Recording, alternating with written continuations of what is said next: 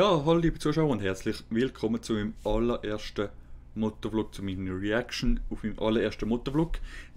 Wie ihr seht, es hat schon andere Videos, es hat schon 3 andere Videos gegeben, bevor der Motovlog rausgekommen ist.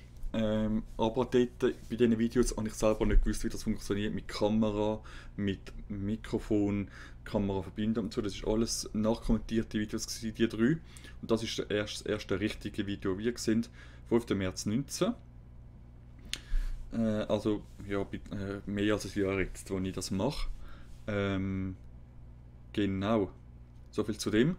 Und ich würde mal sagen, wir fangen drauf zu Reaction an und ich da wahrscheinlich immer wieder ein bisschen Pause machen und schauen, was ich dazu sage. Ja, hallo liebe Zuschauer und Das war mein 125er gewesen. herzlich 125er willkommen zum ersten Motovlog. Und 125er, nur kurz zu sagen, egal ob TÜV oder Roll oder was auch immer, einfach 125 Kubik kann man, oder hat man, wo ich es gemacht habe, so können machen, dass du die Autoprüfung hast. Das ist ja die Basistheorie, Basisprüfung, und dann musst du, kannst du den Lehrfahrausweis für A1, ist das jetzt noch, nächstes Jahr ist wieder alles anders, A1 beantragen und dann musst du nur Kurs machen und dann kannst du schon fahren. Also, ja, wie ihr seht, sind wir hier in Winterthur mit meiner 125er Honda. Und ja, heute soll es ein bisschen, ich habe mir überlegt, ich wollte eigentlich jedes Mal ein kleines Thema haben fürs Video. Und heute ist eigentlich das Thema Tuning, beziehungsweise besser gesagt. Das ist noch gut, wie ich das mache, mit jedem Mal ein Thema. Das Ding ist für mich selber, ich erzähle euch das jetzt, für mich ist es so, dass ich selber mehr das als Motovlog mache, weil es heisst ja Motovlog. Ein Vlog ist ja normalerweise, ich nehme das ein bisschen auseinander, ein Vlog normalerweise ist ein Videotagebuch, also dass man zum Beispiel die Kamera nimmt und man tut den ganzen Tag, hat man die Kamera dabei und sagt so, jetzt mache ich das, jetzt mache ich das und schaut mein Essen an und so, jetzt gehen wir posten und jetzt gehen wir Auto waschen und dass man alles filmt. Und ein Motovlog sollte eigentlich das gleiche sein als auf dem TÜV. Aber nicht einfach das Fahren, weil bei mir ist es ein bisschen so ausgeartet, es ist ein Fahren, aber es ist eigentlich ein Podcast. Eigentlich ist es für mich ein Podcast, weil ich den Verkehr und alles absolut null reingenommen habe. Oder so habe ich das Gefühl. Aber das mit den einzelnen Themen, das ist schon noch geil. Das Tuning an meinem Mazda, den ich gemacht habe. Oder besser gesagt, den ich machen lassen habe. Genau. Und auf was man da muss achten. Und was da passiert ist. Weil ich sehe es jetzt nur so als nur ganz normales Video. Ganz normales Auto. Aber mal jetzt die langsam drüber läuft.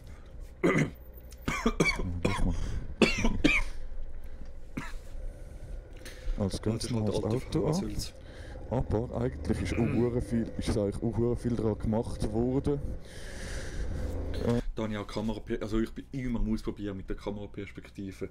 Ich habe das so gemacht, dass ich die Kamera direkt am Lufteinlass hatte. Jetzt habe ich sie bitte auf der Seite, dass die Kamera so macht und eigentlich führen geht. Und da habe ich sie. Ich habe mal sonst mal damit angefangen, ich habe mir einen X5 gekauft. Alles mögliche einstellen. Und für 2'500 Franken. Und dort, also ich bin heimgefahren mit dem, der hat so richtig breite Schlapfen drauf, richtig breite Pneu drauf gehabt, wo ich schon am Anfang gewusst habe, also Pneu und Felgen halt, wo ich schon am Anfang gewusst habe, wie laufst du bitte durch da zum Fußgängerstreifen, wenn man angesucht oder geht's?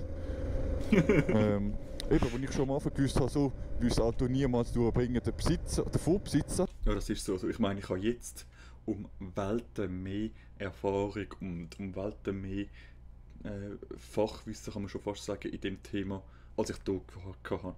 Aber als ich das Auto gesehen habe, Moment. Genau, als ich ihn gekauft habe, hat das so ausgesehen. So ist ein von vorne, so.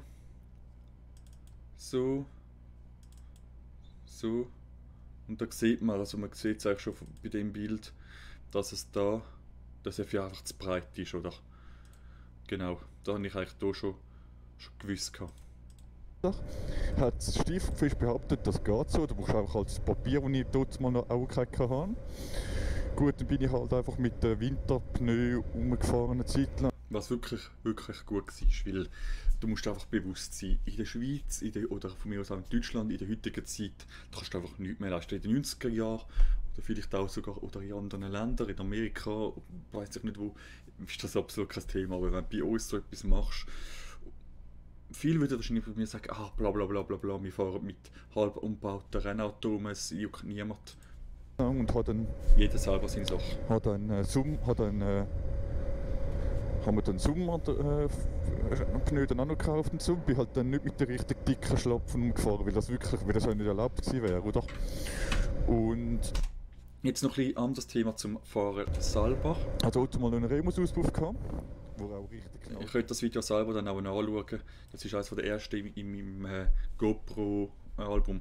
Also so, ihr seht, wie ich fahre, ich mache nachher einen Ton wieder an, wie ich fahre. Also ich fahre, egal was kommt, egal ob da am Boden so Gummiflicken Zeug drin ist, egal ob da so, zum Beispiel jetzt da so ein weißer Streifen ist oder ob da Fußgängerstreifen ist, ich fahre eigentlich über alles rein. Und jetzt, wo ich Prüfung kann ich definitiv sagen, macht man das nicht.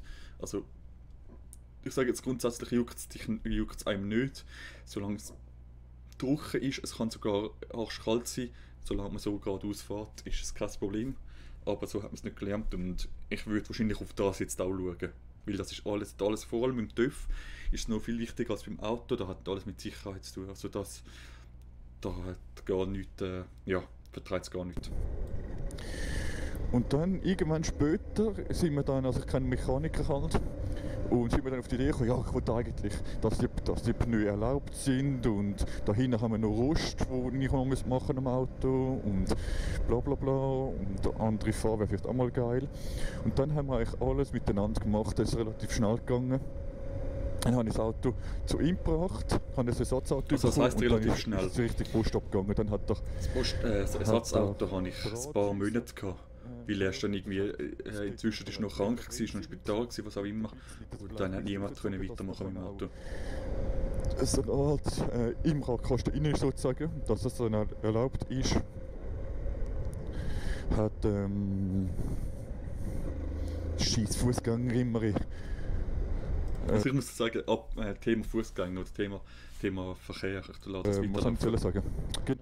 Wenn ich jetzt, wo ich frisch die Autoprüfung bzw. die TÜV-Prüfung, sage ich mal Autoprüfung, jetzt wo ich frisch die TÜV-Prüfung bestanden habe, bin ich so drauf getrimmt, dass wird jeder, wo in kurzer Zeit die TÜV-Prüfung oder die Autoprüfung oder die Tollerprüfung oder was auch immer gemacht hat, mich können bejahen.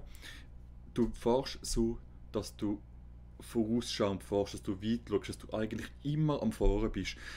Dass du, wenn du durch die Stadt fährst, ausser das hat Lichtsignal, dass du eigentlich immer am Fahren bist, am Fahren bist, am Fahren bist. Egal ob Spurwechsel oder nicht, du darfst nicht runterbremsen und «Oh, ich muss überfahren» oder zum Beispiel. Oder «Oh, ich muss abbiegen».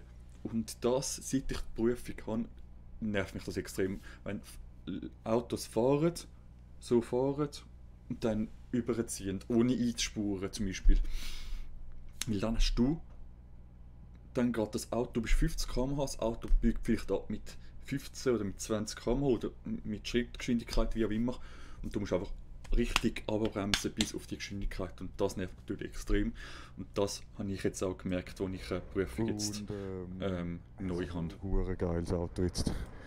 Den Auspuff habe ich nicht mehr, weil der ist irgendwie... Genau, da rede ich eigentlich über das Tuning am Roadster.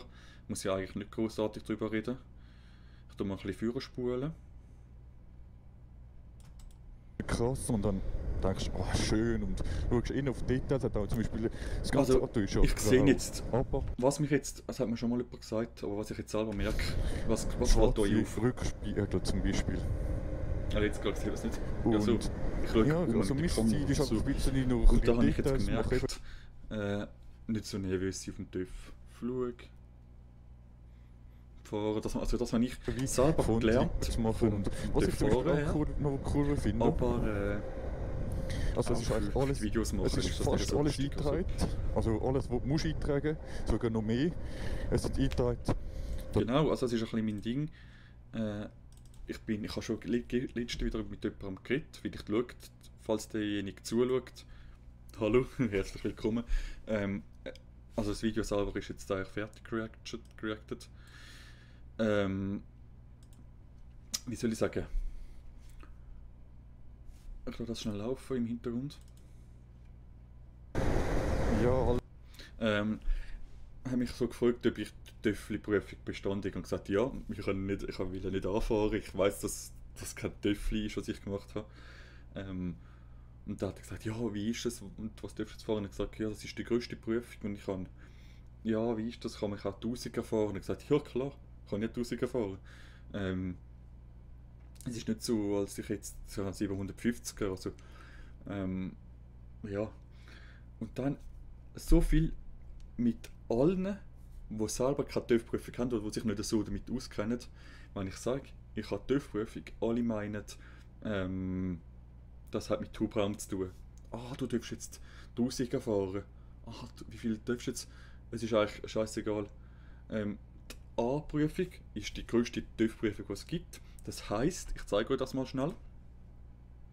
Also es ist so, A-Prüfung, das ist jetzt die ich habe, die sind von mehr als 32 Kilowatt und ein Verhältnis von Motorleistung Leergewicht von mehr als 0,20 Kilowatt pro Kilo. Also das ist die grösste Prüfung. Das heisst, ich darf über 35 Kilowatt fahren und es gibt kein Maximum. Und dann gibt es zum Beispiel A beschränkt. Das hat jetzt zum Beispiel auch mein Bruder. Da kannst du, Moment schnell, da zeigt es. Motorrad mit einer Motorleistung von nicht mehr als 35 Kilowatt. Also es kommt auf das Kilowatt drauf an. Bei der TÜV-Prüfung, es kommt nicht drauf an, auf die Kubik. Hingegen bei der A1 ist es nicht mehr als 125 Kubik. Und nicht mehr als 11 Kilowatt, oder? Genau. Nur für jeden, der sich interessiert, wie ist das, was darfst du jetzt fahren? Ich darf alle TÜV fahren, die es gibt. Also, ich darf jetzt auch Motocross fahren.